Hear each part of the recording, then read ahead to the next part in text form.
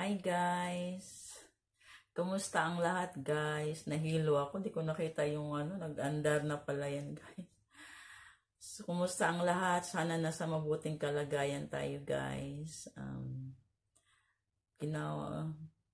For today's video guys, ginawa ko palang video na to guys kasi may sasabihin ako sa inyo. Diba, kailan lang lagi akong may sakit. Nakarang buwan. Lagi akong nahihilo guys. At hindi ko alam kung ano yung nararamdaman ko. Bakit lagi akong ganong nahihilo. At yun na nga. Tapos, masakit yung mga katawan ko. Basta, laging ganon guys. Diba kasi lately, hindi ako makatulog. 2:00 na ng madaling araw ang tulog. At hanggang sa ngayon, ganon pa rin yung tulog ko guys. Madaling araw na ako natutulog, 2:00 or 3:00 ng madaling araw. Hirap ako matulog sa gabi guys, hindi ko alam kung bakit. Tapos, anong last week nga, di ba? Nasabi na nga ni Baba na magpa-check up na ako. So, yun nga, nagpa-check up kami last week. At, yun nga na nalaman namin na buntis ako guys. Yes, buntis ako.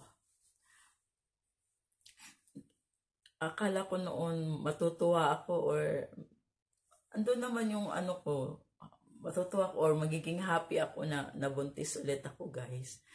Kasi kahit naman si Baba natuwa naman siya na buntis ako. Pero alam mo yung di ko alam kung ano yung mararamdaman ko guys. Akala ko noon gustong-gusto ko magbuntis. Pero ngayong totoo nga buntis na ako, di ko naman guys. Parang hindi ko ma-feel, hindi ko ramdam na ganun. Parang wala akong hindi ko talaga feel na ganun yung nararamdaman ko guys na buntis ako. Di ko alam kung matuwa ko kasi sari-sari yung emotion ko, kung ano yung sasabihin ng tao. Baka sabihin nila, ang tanda-tanda na, buntis ka. Tapos, ano lang sasabihin ng mga kakilala ko. Ano ba yan? Katanda-tanda na, nagbuntis-buntis, diba? Hindi ko naman ito ginusto guys. Hindi rin namin ito pinlano ni Baba na gano'n, na magbuntis ako. Kusat nung dumating guys Kaya, ipapakita ko rin sa inyo kung ano yung resulta ng aming ultrasound. After. Hi guys, kamusta ang lahat? So, ito na yung pinakahihintay natin guys, no. So, nagpa-ultrasound kami nung nakaraan. So, ito na yung resulta guys. Excited na ako. Excited na ako sa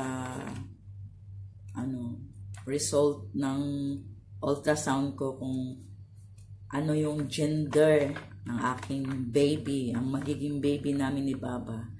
So, ito na guys. Gusto niyo bang malaman kung anong gender ng aming baby? Gender reveal ng aming baby ni Baba? So, ito na guys. Hindi ko na patatagalin pa. Para kasi excited talaga ako. Super excited talaga ako. Ito na guys. Pakita ko na talaga to. It's a prank! It's April Fool's Day pala ngayon. False month pala ngayon, diba guys? Hindi ako papatalo guys. Thank you so much. Love you.